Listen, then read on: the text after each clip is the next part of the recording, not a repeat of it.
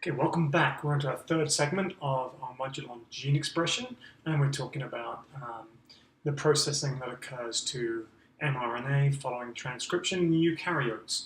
So remember, there are three stages to the processing of eukaryotic mRNAs. Firstly, capping, then splicing, and then tailing. So let's talk about those in sequence. So in capping, we have the addition of a specialized nucleotide called 7-methylguanosine. Now, the name's not too important, but it's always useful to have names to talk about things.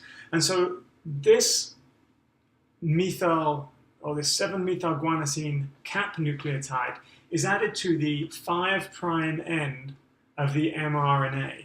And now, this violates the rule that nucleotides are added to the 3' end of mRNAs, but this is the only time we're going to see this in this course. And so this is added post-transcriptionally.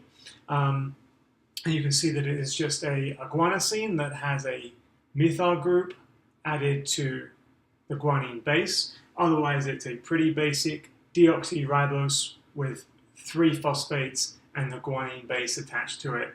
So what is the function of this? The function is twofold. First of all, it stimulates export of the mRNA out of the nucleus, and it also stimulates translation. And it does that because this is a structure which the ribosome will often bind to at the 5' end of the mRNA. So those are two functions of capping.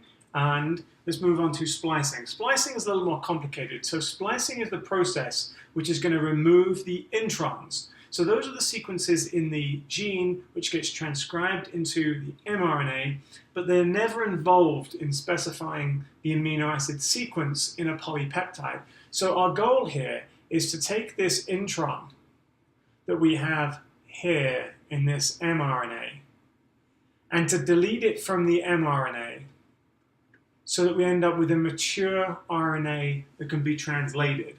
So the goal is to remove the intron. So a lot of people say, what is the point of the intron? Is this just junk? What it's there for? One of the main reasons that we see introns is that you can remove different introns from different in genes, and that will give you variations of a mature mRNA, which will give you variations of a protein. So some introns can actually end up being in the mature mRNA, and we can end up having those expressed into polypeptide.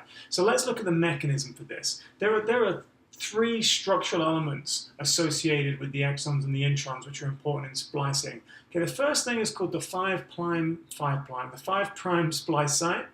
Then at the other end of the intron is a 3' splice site, and then somewhere internal is this structure called a branch site. So we'll talk about these functionally as they come up. So let's start with the first step in splicing. So in the first step in splicing, we have structures called SNRPs, SNRNPs, small nuclear ribonucleoparticles. SNRPs, we're going to abbreviate those two. SNRPs are going to bind to, first of all, the 5' splice site and also the branch site. So the branch site is in here, being bound by a SNRP, and then the 5' splice site is in here, hidden by the SNRP, and so they've both been bound by the SNRPs. Okay, so then there are some additional SNRP proteins that bind here, and these are complexes of proteins and catalytic RNAs. So this is a case where an RNA can actually be catalytic. It can actually have an enzymatic activity, and it's actually going to cut the mRNA. So additional SNRPs are bound, and importantly there, one of the SNRPs will bind the 3' splice site. And that whole structure is collectively called the Spliceosome. This sounds a little bit fantastical, but we're not making this up.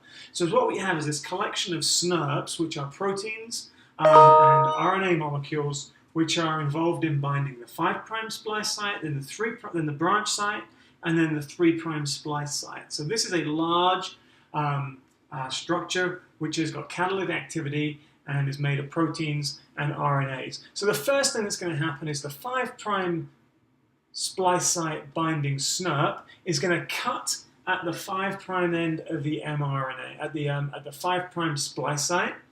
That 5' splice site is now partly up here, and that's going to be linked to the branch site to form what's called a lasso structure or a lariat structure. The next step is to cut down here at the 3' splice site. And so when we cut there, so what we're going to do is we're going to take the 5' splice site and we're going to join it to the 3' splice site. And so we've linked the two exons. There's an exon here and an exon here. And we've linked those two exons together down here and created a junction between the two exons.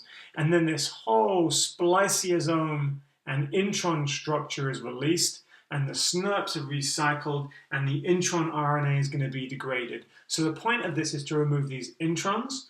The introns generally aren't going to be involved in specifying amino acid sequence, but they allow us to generate some diversity in mRNAs. So let's go on to our third processing step. The third processing step is a lot more simple. This is called mRNA tailing. So here, a run of adenine nucleotides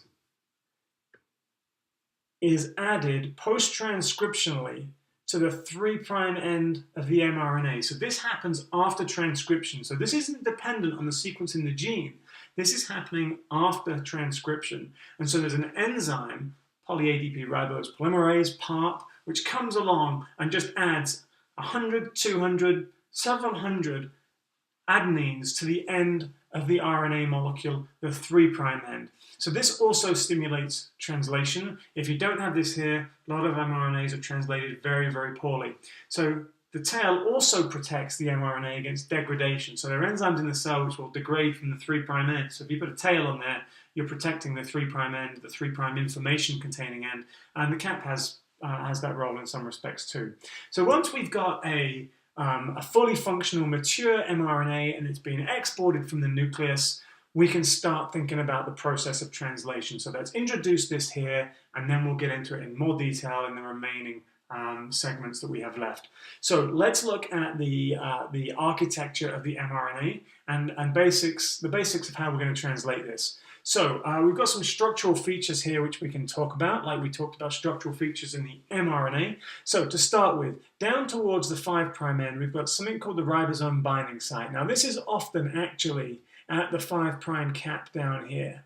And so we can consider this whole 5' end here as the mRNA binding site. And the ribosome initially recognizes often the 5' cap. Take the cap off and you often don't get ribosome binding. Downstream of where the ribosome binds, so this is upstream, and then towards the 3' end by convention we say downstream. So if the ribosome binds here, so let's just draw a quick ribosome in there. That's my representation of a ribosome. And you'll see why I've drawn it like that later. If the ribosome binds in here, then this is upstream, and then down towards the 3' end is downstream. So downstream from the ribosome binding site is the start codon. This is always AUG. I'm not going to write it out because I can't spell letters very well on the screen with my pen. So AUG is the start codon, and that specifies the first amino acid in the polypeptide. Now that will always be methionine. So AUG is always deciphered by the ribosome as specifying methionine. And so that doesn't mean that all proteins have methionine as their first amino acid, because often that is actually taken off after the process of translation. But we'll look at the codons and the genetic code a little bit later. So that's the start codon, and it specifies the first amino acid in the polypeptide chain, or polypeptide sequence. Spit it out, Duncan.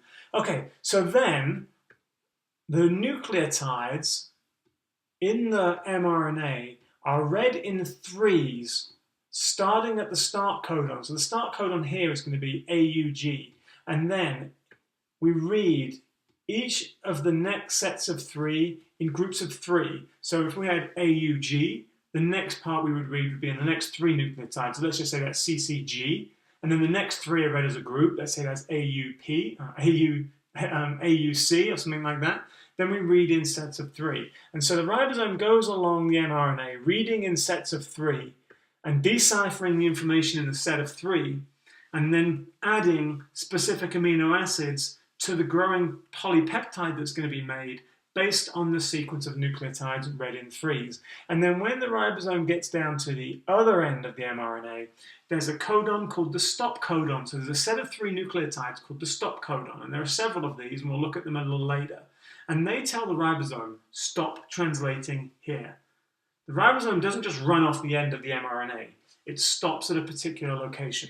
Okay, so those are the basics of gene expression. When we come back, we're going to start taking a more detailed look at how ribosomes decipher the information that you find in a gene by virtue of the information that's in an mRNA using what's called the genetic code. So we'll be back soon and we'll start looking at the genetic code.